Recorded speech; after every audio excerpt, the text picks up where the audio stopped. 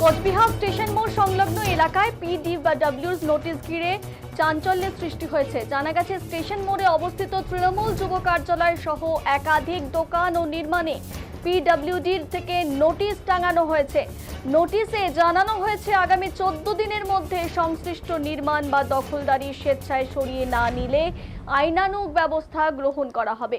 প্রশাসনের এই পদক্ষেপকে কেন্দ্র করে এলাকা জুড়ে শুরু হয়েছে জোর আলোচনা। স্থানীয় সূত্রের দাবি, ওই এলাকায় থাকা বেশ কয়েকটি নির্মাণকে অবৈধ দখল হিসেবে চিহ্নিত করেছে পিডিডব্লিউ দপ্তর। ফলে ভবিষ্যতে উচ্ছেদ অভিযান চালানো হতে পারে বলেও মনে করা হচ্ছে। পিডব্লিউডির এই নোটিশ ঘিরে রাজনৈতিক ও প্রশাসনিক মহলে তৈরি হয়েছে নতুন জল্পনা। এলাকার দোকানদাররা জানান, তারা দীর্ঘদিন থেকে এলাকায় ব্যবসা করছেন, তাদের ট্রেড লাইসেন্সও রয়েছে, তারা পৌরসভাকে করও দেন। তাদের দোকানে নোটিশ লাগানোই তারা বর্তমানে আতঙ্কের মধ্যে রয়েছে।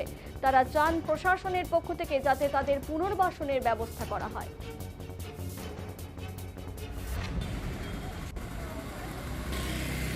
লাগানো হলো, কি বলা হলো এখানে? আমাকে, আমি তো ছিলাম না, দোকান বন্ধ ছিল, কাজে গেছিলাম বাইরে।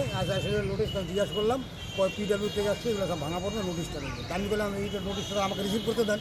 না, ওয়ালে মারছি, ওয়ালে থাক।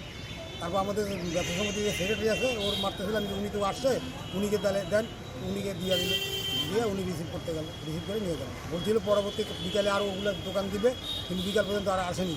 মানে 4টা সাড়ে 4টায় গেলে কেস। তারপর আসলে কাল পরশু দিনকে এসে বলছে ওই বাউন্ডারিটা, ওই ঘরটা ভাঙবে, ভেঙে বাউন্ডারি দিব, বোর্ড রাখা আছে, বোর্ডটা নিবে।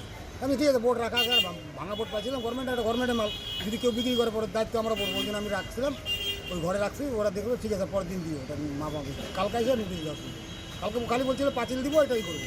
এই যে সবগুলো দোকান যদি এখন ভাঙা পড়ে, বেশ কিছু দোকান আছে, কতটা ক্ষতিগ্রস্ত হবে? ক্ষতি তো হবে, ফ্যামিলির ক্ষতি হবে, সব ক্ষতি তো হবেই, ক্ষতি তো হবে।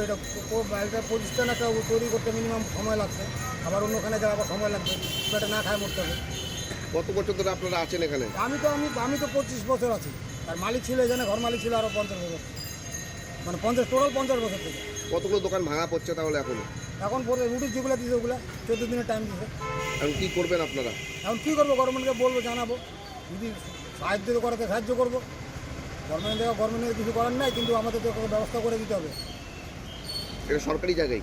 সরকারি জায়গায়। আমরা বহুত দিন থেকে মিউনিসিপ্যালিটি ট্যাক্স হোল্ডিং নাম্বারও আছে, ট্যাক্স ফাঁকি আছে, ওটা দিব, দেওয়ার কথা। কিন্তু এখন তো ট্যাক্স দেওয়া সম্ভব না, যদি ভাঙিয়ে দেওয়ার ট্যাক্স দেওয়া কী করে? আপনার নাম? আমার নাম বাপন খান। নোটিশ লাগানো হলো, কি বলা হলো এখানে? আমাকে, আমি তো ছিলাম।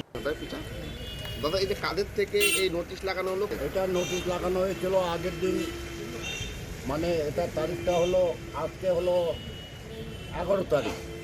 এটা বোধহয় আসছিলেন ওনারা 9 তারিখ থেকে ওখানে অফিসিয়াল। এখন উনি এডিএমসি না, আমি সঠিক জানি না, একটা জিও আসছে, এসে বলছে এটা অবৈধ নির্মাণ হয়েছে, আমাদের এখানে বাউন্ডারি ওয়াল হবে, এটাকে আমরা উড়িয়ে দেব।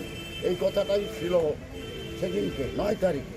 কিন্তু গতকাল 10 তারিখে এখানে এসে পিডব্লিউডি অফিস থেকে ওনারা আসছেন, এসে এখানে টোটালটাই নোটিশ লাগিয়ে গেছে। আমরা বলছি যে আমরা 50 বছর ধরে এখানে আছি, এবং আমরা অনলাইনে ট্রেড লাইসেন্স, অনলাইনে সব পেমেন্ট মিউনিসিপ্যালিটিকে আমরা দিয়ে থাকি বা দিয়ে আসছি।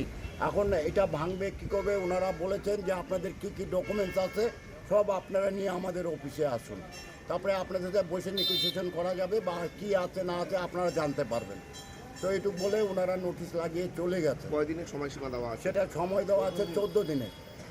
আপনারা গেছিলেন? না, আমরা এখনও যাই না, আমরা 2-1 মধ্যেই যাব। 2-1 মধ্যে আমরা যাবো এসিস্ট্যান্ট ইঞ্জিনিয়ারের কাছে। ওনার এসিস্ট্যান্ট ইঞ্জিনিয়ারেরই ওনার। এখানে আপনার কিসের দোকান মূলত? এখানে আমার এখানে হলো সিমেন্ট, ইট বালি সিমেন্টের দোকান।